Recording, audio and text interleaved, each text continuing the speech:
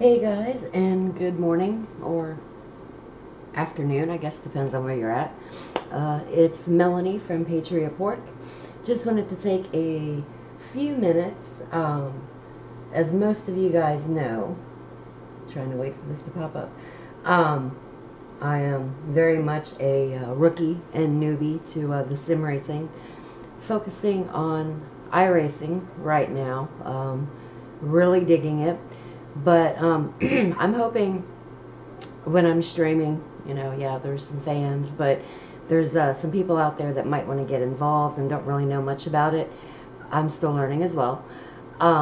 So I've got here, you'll see the iRacing homepage that comes up when you first open it. And when you first sign up and you're getting into it, so important, to go through and just familiarize yourself with everything and all the different tabs.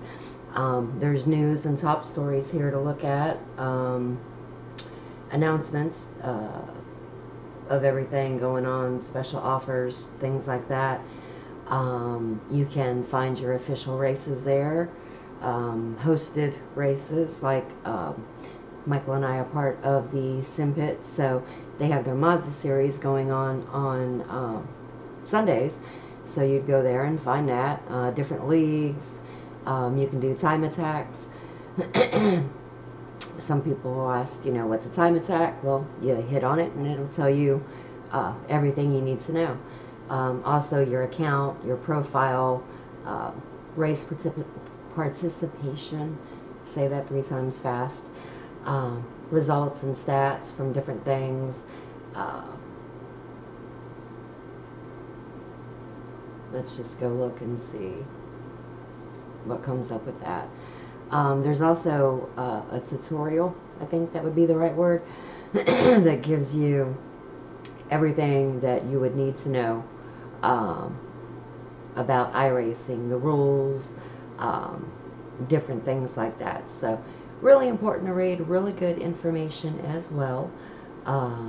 There's help, which offers, you've got your facts and questions, so that's probably one of the first things I think I actually read, to be honest.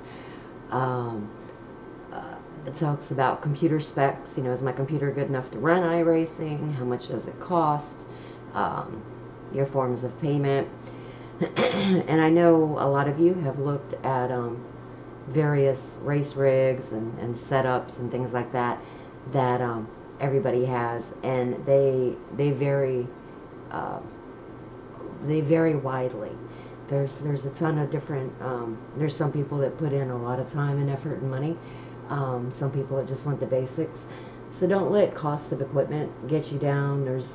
If you're always interested and there's something you really want to do, there's definitely a way to do that. There's getting started, basics, all kinds of information there. So pretty awesome stuff to have and to read.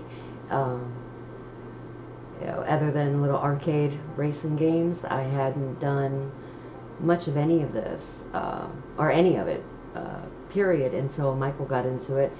And it quickly got my attention, quickly got me excited about wanting to get involved as well. So there's also the forums, which, a lot of pages or a lot of websites have, for people to read and chat and ask about questions and all. And there's specifics, there's general racing and championships, and just goes on and on. So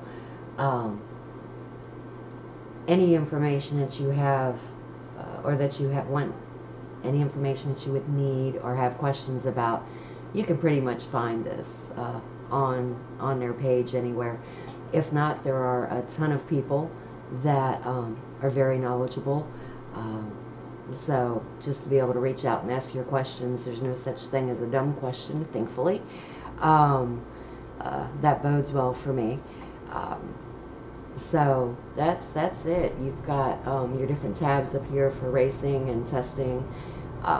You can pick your cars. I'm into the Global Mazda car right now. I might get into some others eventually, but I personally, and everyone has their own opinions, but I personally feel it's pick a car and focus on that one for a while. Other sims are fun to do and get into, like Wreckfest and things like that. But I really want to try to focus on this one personally and maybe master it and then move on. But up here, like I said, you'd find your car, you'd find whatever track you're wanting to do. Certain tracks have different configurations. Summit Point does, so you've got your different choices there. The time of day, and I mean, it really is kind of self-explanatory. But we're gonna hit test, car on track. It takes just a second to load up sometimes. That's just because there's a ton of information and everything in here to get going. So we're gonna hit no on that because I'm not playing it in VR. Michael's more of the VR guy at this moment. I can kind of get into it. I think the more I do with it, then the more I might like it, but just kind of weird right now.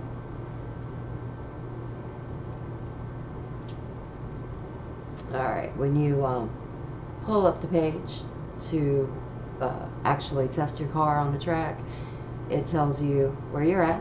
It's got the track length and how many turns. Unlimited time for testing, and elapsed time is just how long you've had it up, and I've been messing with it. Come over here, it tells me I'm in the Mazda MX-5 Cup. My setup is identical to baseline, so you can go into options over here, and this is where it gives you all the configurations, what kind of shifters, your brakes. You can calibrate, your pedals and gearbox and all that. Options for text chat within the iRacing. You can look at your replays, adjust your sound, all that stuff. Controls, that's for your button box or your wheel controls, so you're not fiddling around with a keyboard.